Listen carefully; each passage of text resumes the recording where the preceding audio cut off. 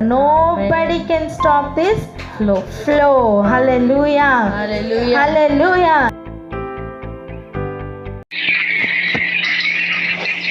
ఏదైనా జరుగుతున్నప్పుడు, ఏదైనా ఒక సిచ్యువేషన్లో లేకపోతే ఎదుర్కొంటున్న సమయం ఇలా జరగడానికి కారణం ఏంటి?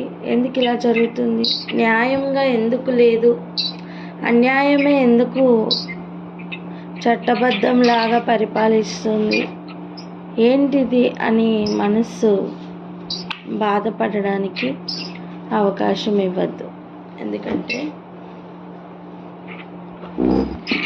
మనం చదువుతున్నాం, ధర్మ విరోధ క్రియ ఆల్రెడీ పనిచేస్తుంది.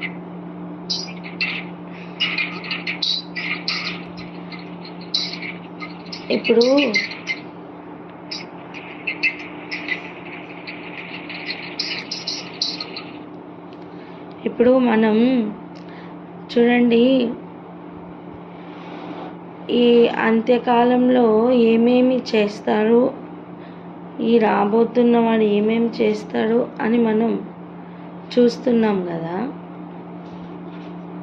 వాడు కేవలం అంత్యకాలంలో మాత్రమే చేస్తాడా? కాదు. ఆ క్రియ ఆల్రెడీ క్రియలోనే ఉంది. ధర్మ విరోధ సంబంధమైన క్రియ ఆల్రెడీ క్రియలో ఉంది. సో ఎందుకు ఇలా జరుగుతుంది అనే ప్రశ్నకి సమాధానం ఈరోజు మనకి దొరుకుతుంది.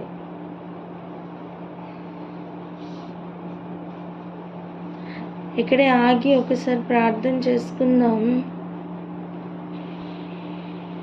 ఇక్కడే ఆగి ఈరోజు ఒకసారి ప్రార్థన చేసుకుందాం. పరిశుద్ధుల ఓర్పు, విశ్వాసము, పరిశుద్ధుల ఓర్పు, విశ్వాసము పరీక్షకి లోనవుతున్నప్పుడు దానిని తెలుసుకొని ఓర్పును, విశ్వాసమును మరీ ఎక్కువగా ప్రదర్శించువారిగా ఉండాలని దేవుడు అలా నిలబెట్టడానికే అన్నిటినీ ఎలా చేస్తున్నారని తెలుసుకొని ఉండాలని ఒకసారి ప్రార్థన చేద్దామా?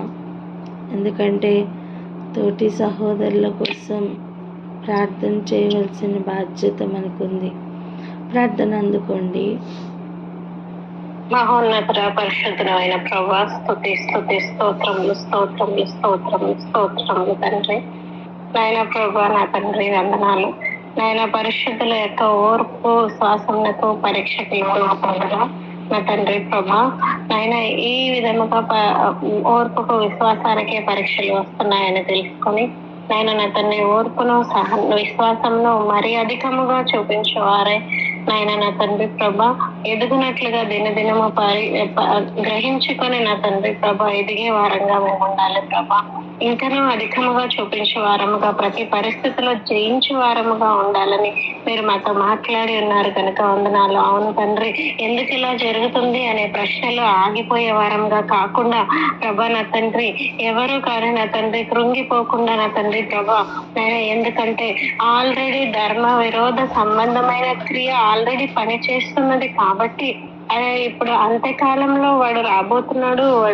వాడు చేస్తున్నటువంటి ధర్మ విరోధ కార్యాలు ఉన్నాయి, కానీ ఇప్పటికీ ధర్మ విరోధ సంబంధమైన కార్యము ఆల్రెడీ క్రియ చేస్తుంది కాబట్టి ఇవి అన్నీ జరుగుతున్నాయని విశేషముగా గ్రహించి నాయన నా తండ్రి ప్రభా నీ మార్గంలో నడుస్తున్న ప్రతి కుటుంబము, ప్రతి బిడ్డ నాయన ఇది నా ఓర్పుకు, ఇది నా పరీక్షకి, నా విశ్వాసానికి పరీక్ష అని అధికముగా గ్రహించి, అధికముగా సంతోషించి ఆయన అధికముగా క్షణక్షణము జయించే వారమై ఉండినట్లు మీ విశేషమైన కృప, ఆ బలము, శక్తిని అనుగ్రహించమని ప్రభాని ఆత్మచేత నింపి నడిపించమని యేసయ్య అతి పరిశుద్ధ నామంలో మిక్కిలి వినయంతో ప్రార్థించి పొంది ఉన్నాం తండ్రి.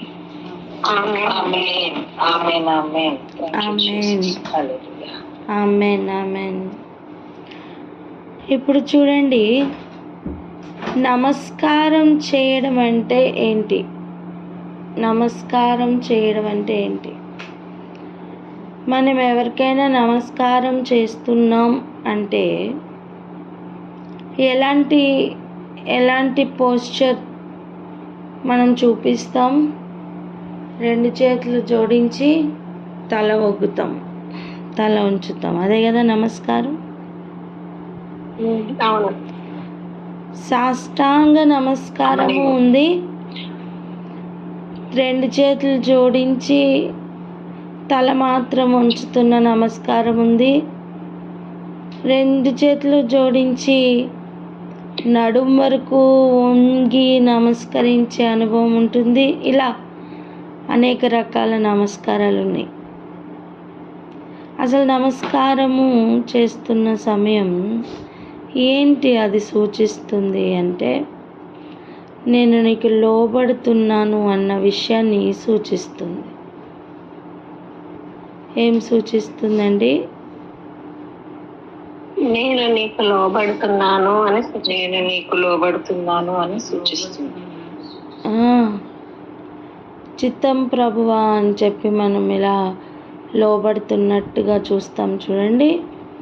అక్కడ ఏంటి? మీరు చెప్పండి, మీరు చెప్పింది నేను చేస్తాను అని ఒక సబ్మిషన్ని మనం అక్కడ చూపిస్తున్నట్టుగా కనిపిస్తుంది. ఇప్పుడు ఆ ప్రతిమకు నమస్కారం చేయిస్తున్న వారు జీవగ్రంథంలో వారి పేర్లు ఉండవు అని మనం చూస్తున్నాం.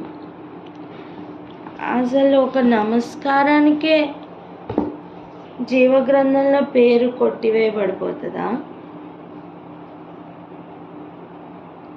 ఒక నమస్కారానికి అంత పనిష్మెంటా? ఆలోచించండి.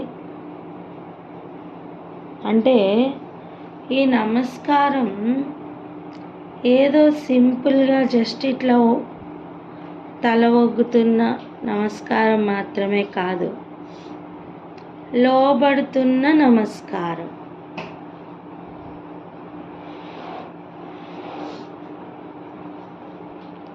లోబడుతున్న నమస్కారం. ఇప్పుడు సాష్టాంగ నమస్కారం అంటే ఏంటి? అన్ని అంగములతో పూర్తిగా నేను నీకు లోబడుతున్నాను అని సూచించడమే సాష్టాంగ నమస్కారం. తల మాత్రం ఉంచుతున్న అనుభవం ఏంటి? నా తలంపు ఇక కాదు, నీ తలంపుకు నేను తల ఒగ్గుతున్నాను అన్నట్లుగా నమస్కరించి చూపించడం. ఇక వానికి అధికారం వస్తుందన్నమాట. నమస్కారం చేయలేదని కోపం వచ్చిన అనుభవాలు ఉన్నాయి. నమస్కారం చేయలేదని ఒక జనాంగాన్ని చంపాలని చూసిన దాఖలాలు ఉన్నాయి. ఎక్కడా?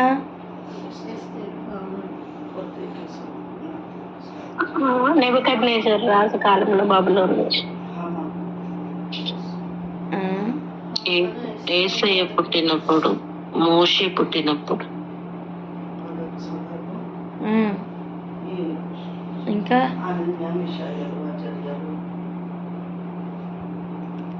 ఎస్తేరు కాలంలో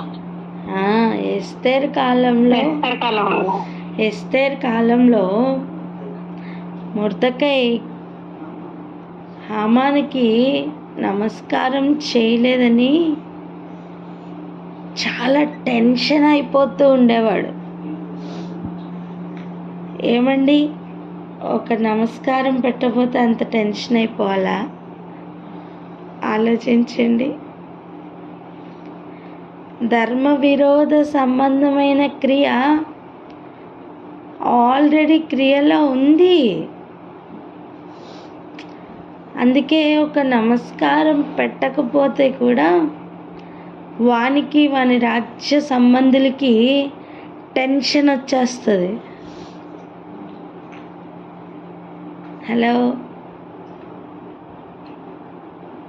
హల్లెలూయా. మీకు అర్థమవుతుందా? అర్థమవుతుంది. ఉమ్.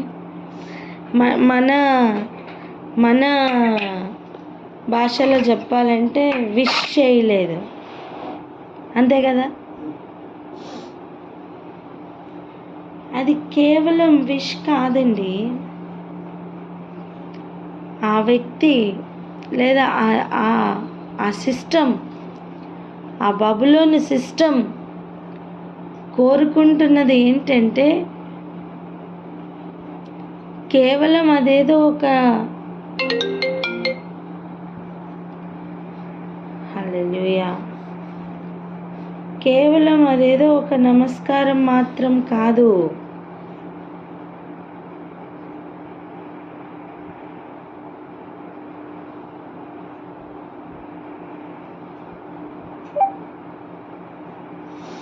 ఒక్క నిమిషం, కాల్స్ కట్ అయినాయి చూడండి. ఒక్క నిమిషం రింగ్ ఇస్తాం.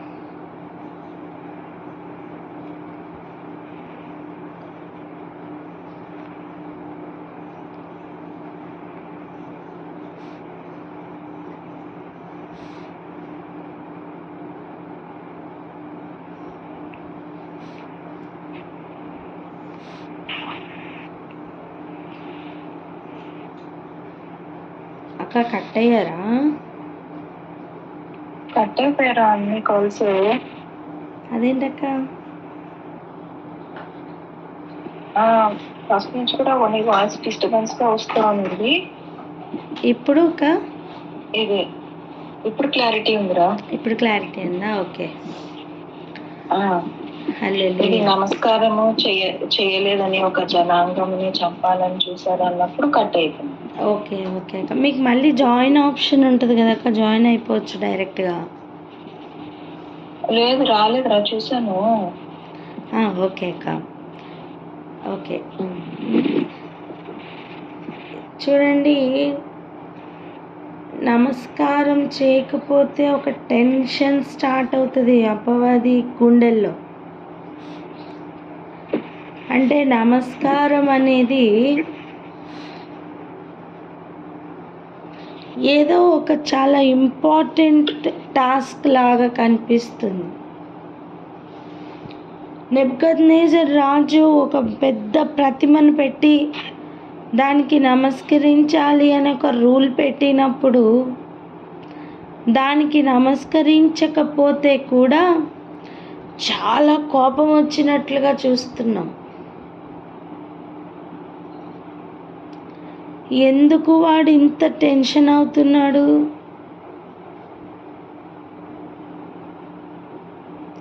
ఎందుకు వాడు ఇంత టెన్షన్ అవుతున్నాడు? కొంచెం ఆలోచిద్దామా?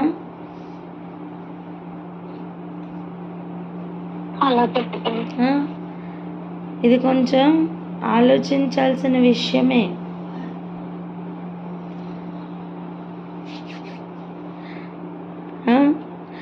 ఇప్పుడు కొంచెం థింక్ చేయండి.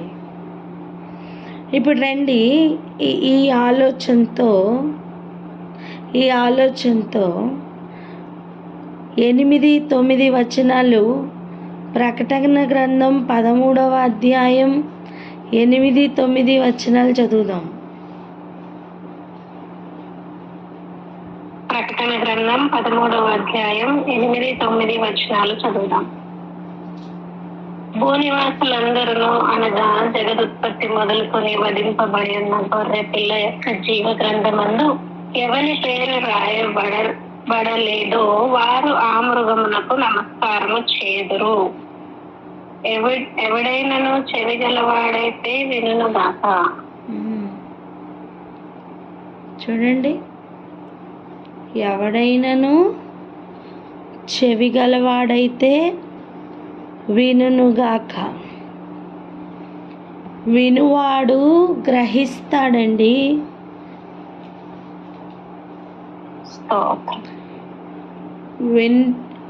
ఎందుకు? జగదుత్పత్తి మొదలుకొని జీవగ్రంథంలో ఎవరి పేరు లేదో వాళ్ళే నమస్కరిస్తారు ఈ ధర్మ విరోధికి. మరి నమస్కారం చేయకపోతే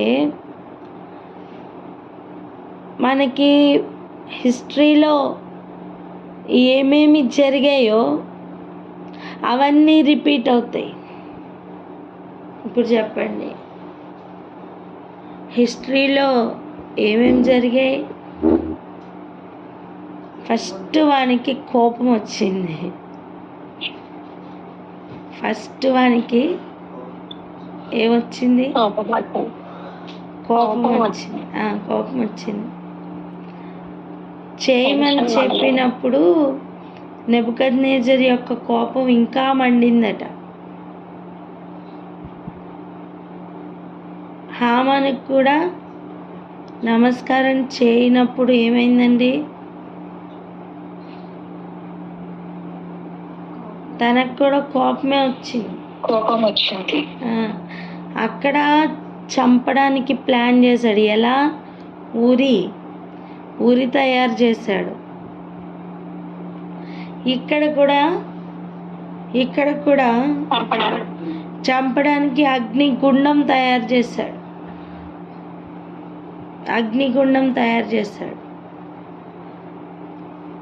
ఎందుకండి అగ్నిగుండమే చేయాలి? నమస్కరించిన వారు అగ్నిగుండంలోకి వెళ్ళబోతున్నారు కనుక నమస్కరించని వారికి వాడిక్కడ అగ్నిగుండాన్ని తయారు చేశాడు.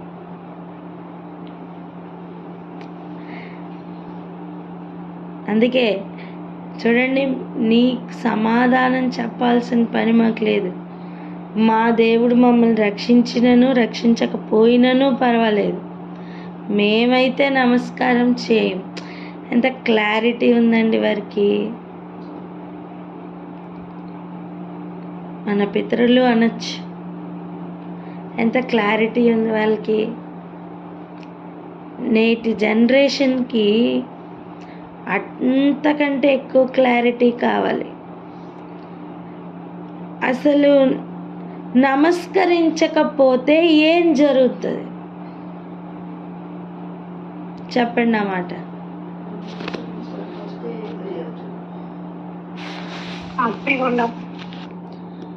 నమస్కరించకపోతే ఏం జరుగుతుంది అని చెప్పండి. నమస్కరించకపోతే ఏం జరుగుతుంది?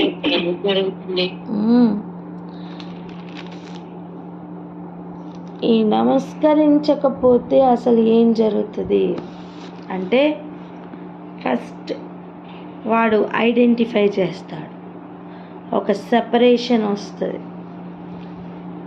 వాడు ఐడెంటిఫై చేస్తాడు, ఒక సెపరేషన్ వస్తుంది. లోబడిన వారందరూ ఒకవైపు, లోబడని వారందరూ ఒకవైపు అవుతారు. నమస్కరించిన వారందరూ ఒకవైపు, నమస్కరించని వారందరూ ఒకవైపు. హామానికి టెన్షన్ పుట్టే మ్యాటర్ అది. ఏమండి, దేశంలో వేరే ఏ ఇష్యూస్ లేవా?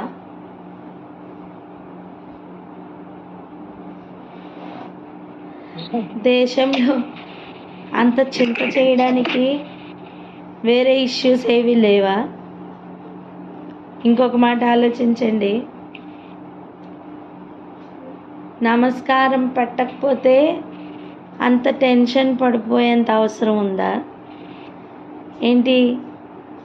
శత్రు సైన్యం కోసం ఆలోచించి ఏం చేయాలి అని అన్ని వ్యూహాలు ఎలా చేస్తారో అంతకంటే ఎక్కువగా నమస్కరించని వారి మీద చేయాలా? చేయలేదా?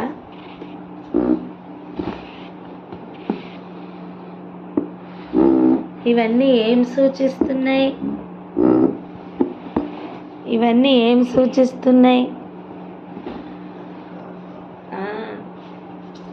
అధికారం. నమస్కరిస్తున్న సమయం మనం ఏదో అధికారాన్ని వారికి హ్యాండ్ ఓవర్ చేస్తున్నాం. ఓకే.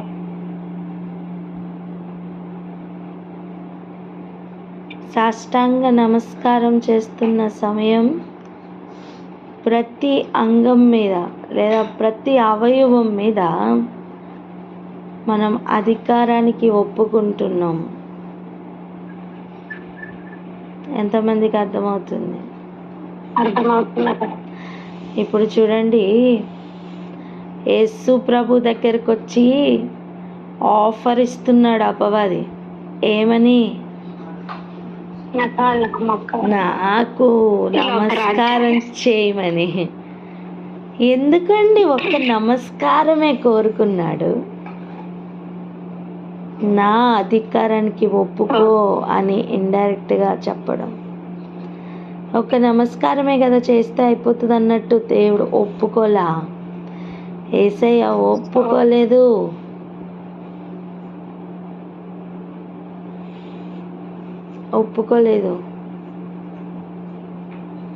ఎవరికి మొక్కాలో ఎవరికి సేవించాలో అక్కడ జ్ఞాపకం చేశారు.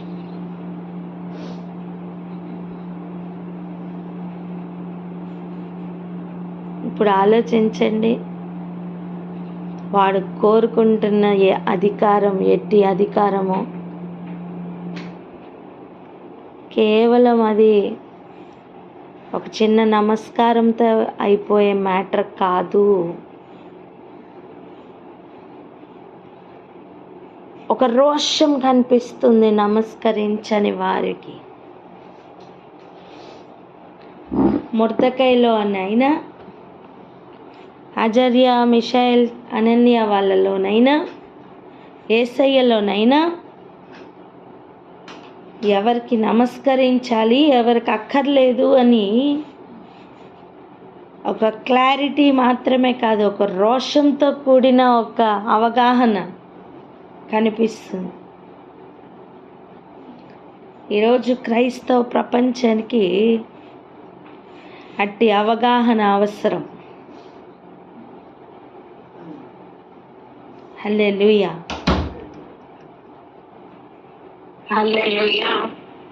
ఎవడైనను చెవి గలవాడైతే వినును గాక.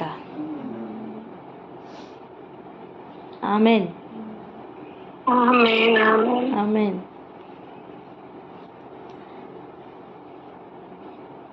అసలు ఎవరికి లోబడాలి, ఎవరికి లోబడనక్కర్లేదు అన్న విషయం ఇక్కడ క్లారిటీ వస్తుంది. ఇంతవరకు అట్టి అవగాహన లేదేమో, ఇక మనకి రావాలి అని వేడుకుందామా? ఎవరైనా ఒకరు ప్రార్థన అందుకోండి.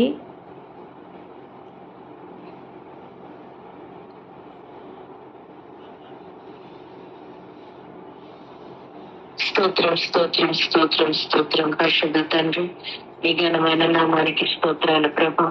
నాయన నీకు స్తోత్రాలు ప్రభా. నిన్ను గూర్చి ప్రభా నీకు స్తోత్రాలు ప్రభా. నాయన వినువారుగా ఉండేవారు ప్రభా నీకు స్తోత్రాలు. ఆత్మ చెప్పుతున్న సంగతులు వినేవాళ్ళు ప్రభా నీకు స్తోత్రాలు. తేటగా ప్రభా నీకు స్తోత్రాలు ప్రభా. గ్రహించే శక్తిని కలిగి ఉంటున్నందుకు నీకు స్తోత్రాలు ప్రభా. ఎవరికి నమస్కరించాలో, ఎవరి కోసం నిలబడాలో, ఎవరికి నమస్కరించనక్కర్లేదు ప్రభా నీకు స్తోత్రాలు. వాడి గురించిన చింత మాకు లేదని ప్రభా నాయన ఎంత క్లారిటీ వాళ్ళకి మెయింటైన్ అవడానికి వారికి జ్ఞానం ఇచ్చారో ప్రభా నీకు స్తోత్రాలు. నాయన నీకు స్తోత్రాలు. వారిని బట్టి నీకు స్తోత్రాలు ప్రభా. నాన్న ఇప్పటికీ ప్రభా నీకు స్తోత్రాలు ప్రభా. నాయన స్పిరిచువల్ రలంలో ప్రభా అవే జరుగుతూ ఉన్నప్పుడు ప్రభా గ్రహించి ఆత్మతో నింపండి నీకు స్తోత్రాలు ప్రభా. నాయన నీకు స్తోత్రాలు. జరుగుతున్న సిచ్యుయేషన్స్ లో ప్రభా ఎదుర్కొంటున్నటువంటి ప్రతి ఒక్క సర్కమ్స్టాన్సెస్ లో ప్రభా నీకు స్తోత్రాలు. ఎవరికి నమస్కరించక్కర్లేదు, వేటి గురించి చింతించక్కర్లేదు. ఎవరికి నమస్కరించాలో, వేటి గురించి చింతించాలో ప్రభా నాయన క్లియర్ కట్ గా ఉండే నాయన అనలైజింగ్ స్కిల్ ని మీరు అనుగ్రహించండి. ఆ ఆత్మ ప్రత్యక్షతతో నింపండి ప్రభా. ఆ జ్ఞానంతో నింపండి ప్రభా నీకు స్తోత్రాలు. ఆత్మ చెప్పు చిన్న మాట చెవి గలవాడు విననుగాక అంటున్నారు. తేటగా మా చెవులు ప్రభా నీ స్వరాన్ని నాయన వినాలి, గుర్తించాలి ప్రభా, గమనించగలగాలి ప్రభా. దానియేలుకు నాయన నీకు స్తోత్రాలు. మీరు ఇచ్చినటువంటి నాయన ఆ కృపను బట్టి నీకు స్తోత్రాలు ప్రభా. నాయన దానియేలు గారి ఫ్రెండ్స్ కి మీరు ఇచ్చినటువంటి ఆ కృపను బట్టి మీకు స్తోత్రాలు నాయన, నీకు స్తోత్రాలు. మొర్దెకైకి మీరు ఇచ్చిన కృపను బట్టి నీకు స్తోత్రాలు నాయన. నేటి సార్వత్రిక సంఘానికి కూడా ఆ కృపను చూపించండి. ఆ వ్యత్యాసాన్ని ప్రభా నాయన మెయింటైన్ చేయడానికి ఆ రోషం పౌరుషం దయచేసి నడిపించమని. శుభవచనం ఎవరికి పలకాలో, శుభవచనం ఎవరికి పలకనట్టు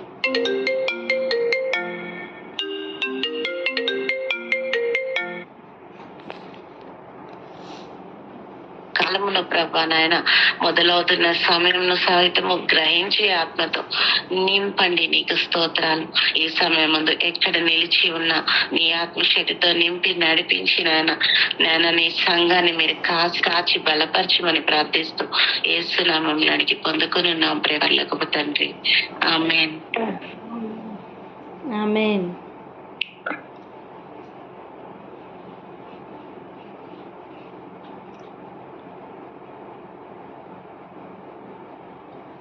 ఆమేన్. హల్లెలూయా. ఇక చూడండి, ఈ నమస్కారం చేస్తున్న వారికి రెండవ మరణం తప్పదట. అయితే ఇప్పుడు 15వ వచనం చదవండి. నిన్న మనం చదువుకున్నాం.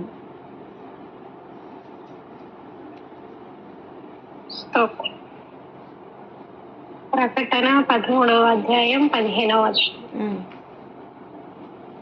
మరియు ఆ మృగము యొక్క ప్రతిమ మాట్లాడునట్లును, ఆ మృగము యొక్క ప్రతిమకు నమస్కారము చేయని వారిని హతము చేయనట్లును, ఆ మృగము యొక్క ప్రతిమకు ప్రాణం ఇచ్చుటకై దానికి అధికారము ఇయ్యబడెను. అదే దేనికి? ఆ మృగం యొక్క ప్రతిమకు నమస్కారం చేయని వారిని హతం చేయడానికి. ఇప్పుడు అజర్యా మిషాయల్ వాళ్ళని చంపుదాం అనుకున్నాడు. ఎవరు? నెబుకద్నెజర్ రాజు. ఎందుకు? నమస్కారం చేయలేదని. కానీ చంపగలిగాడా? దేవుడు ఎలవ్ చేశారా? చేయలేదు. కానీ ఇక్కడ దేవుడు ఎలవ్ చేయబోతున్నారు. ఆ ప్రతిమ చంపడానికి ఆ ప్రతిమకు అధికారం దొరకబోతుంది.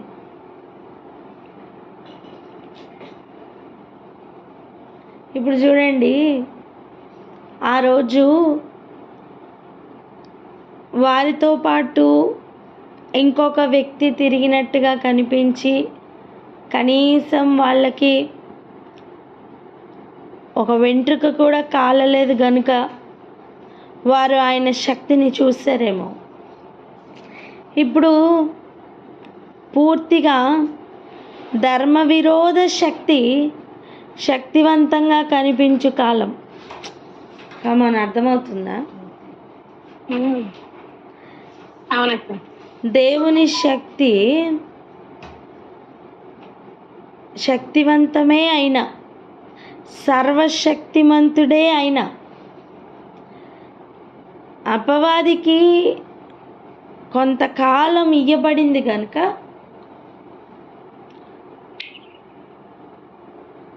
ప్రశ్నార్థకంగా మారుతుంది. మన విశ్వాసం ఇరకాటంలో పడే సమయం.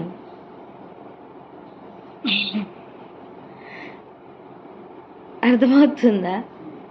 నిజమే. ముందుగానే దేవుడు వాటి గురించి ఎందుకు రాయించారు? ప్రిపేర్ అవ్వమని. హల్లెలూయా. ప్రిపేర్ అవ్వమని. మమ్మల్ని రక్షించినను రక్షించకపోయినను పర్వాలేదు, ఆ క్లారిటీ కావాలి. కానీ రెండవ మరణం వలన మాత్రం ఏ హాని జరగదు నాన్న. హల్లెలూయా. హల్లెలూయా. వాడు ఆ కాలంలో హతం చేయడానికి కూడా వాడు అధికారం పొందుకున్న టైం అది. హతం చేయడానికి కూడా అధికారం వాడు పొందుకున్న టైం అది. అధికారము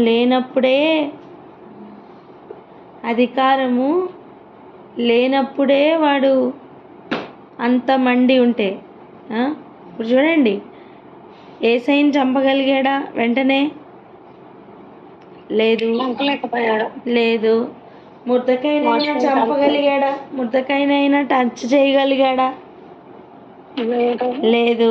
ఎవ్రీ ఏరియాలో వాడు ఓడిపోయాడు.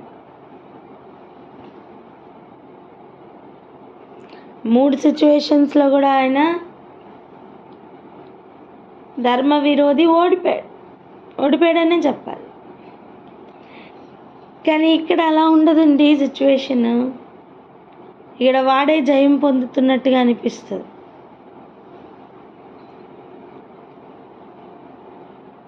మా పక్షమున సర్వశక్తిమంతుడు క్రియ చేయట్లేదా అనే డౌట్ రాకూడదు.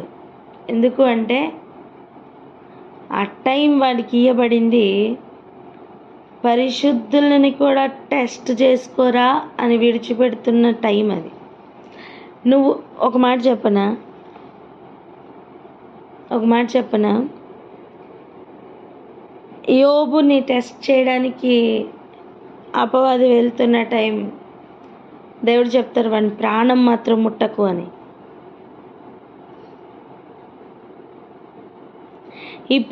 ఇప్పుడు ఈ పీరియడ్ ఎలా ఉంటుంది తెలుసా? నువ్వు వాని ప్రాణం తీస్తున్నా సరే నా సేవకుడు నా కొరకు నిలబడతాడు, నేను పరిచిన వాడు నా కొరకు నిలబడతాడు అని ఛాలెంజింగ్గా దేవుడు నిలబడుతున్న సమయం అండి అది. హల్లెలూయా. ఓన్లీ ఈ లెవెల్ అర్థం అవ్వాలి.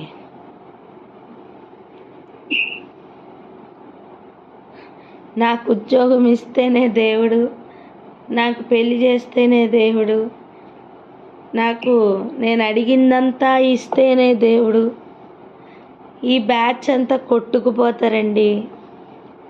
ఎందులో? ఫిల్ట్రేషన్లో. ఇది ఆ లెవెల్ కాదు. ఈ పరీక్ష ఆ లెవెల్ కాదు.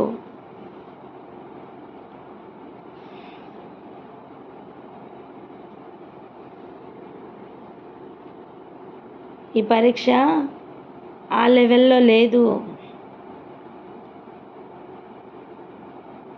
మరి వధకు ఏర్పడుతున్న గొర్రెల మందకు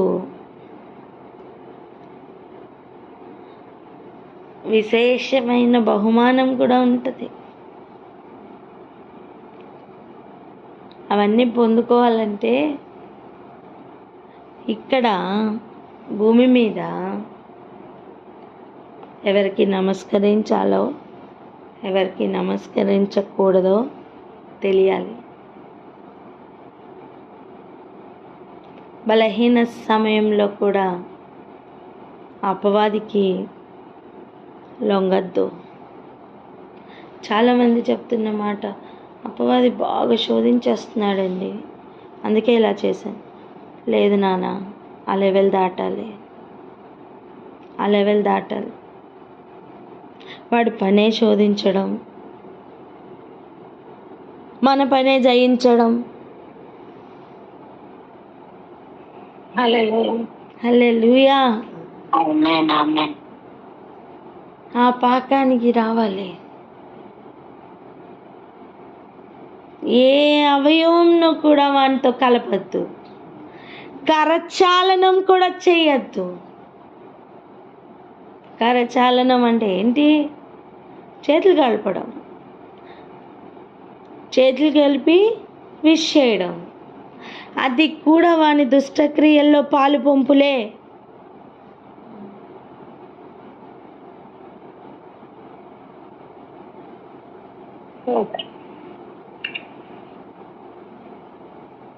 ప్రతి అవయవాన్ని కాపాడుకోవాలి. సంఘమును దేవుడు అవయవాలతో పోల్చలేదా? శరీరముతో పోల్చలేదా? మన శిరస్సైన యేసయ్య వానికి తల వంచలేదు, శరీరం అయితే తల వంచదు.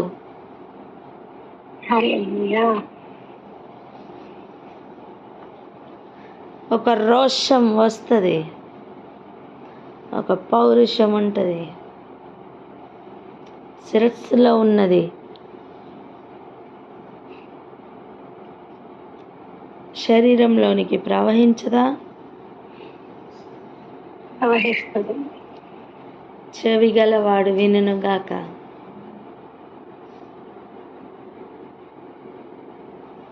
ప్రార్థన చేసుకుందాం.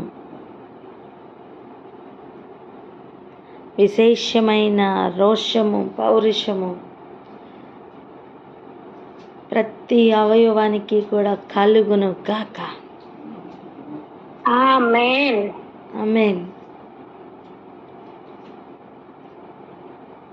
ఎలాంటి టెంప్టేషన్స్కైనా, ఎటువంటి అధికారం లాగా కనిపిస్తున్నది ఎదురుగా నిలబడిన తల వంచొద్దు, కరచాలనం చేయొద్దు, సాష్టాంగ నమస్కారం చేయొద్దు. ఒక మాటలో చెప్పాలంటే దాసోహం కావద్దు.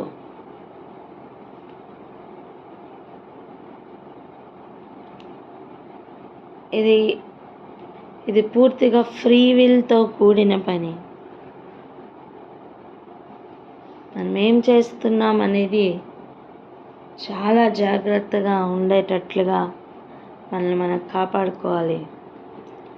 మన పరిశుద్ధత, మన విశ్వాసం, ఓర్పు అన్నీ కూడా ఒక లెవెల్ దాకా వచ్చి అక్కడ కూడా పడిపోయేటట్టు చేస్తున్న ఒక భయంకరమైన అనుభవం, వీనికి నమస్కరించే అనుభవం.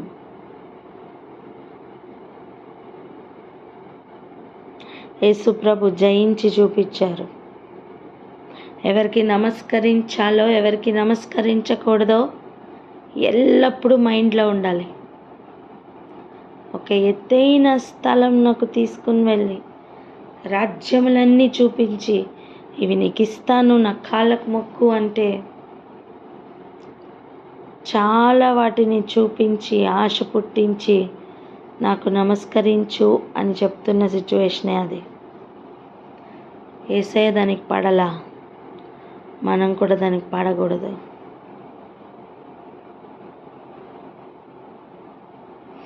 దయచేసి అర్థం చేసుకొని జాగ్రత్తగా మెలగడానికి ప్రయత్నం చేద్దాం. దేవుడు మనకి సహకారుడై ఉండును గాక. ఆమేన్. జయించుటకు దేవుడు మనల్ని నిలబెట్టును గాక. ఆమేన్. ఆమేన్. ఆయన శక్తిని శోధించద్దు. ఆయన శక్తిమంతుడని నమ్మి ముందుకు కదిలే సైన్యం ఆయనకు కావాలి. అట్టి సైన్యంగా ఉండడానికి మనం ఆయత్తపరుచుకుంటూ ప్రార్థన చేసుకుందామా అక్క? ఆమేన్. ఆమేన్. ఆమేన్.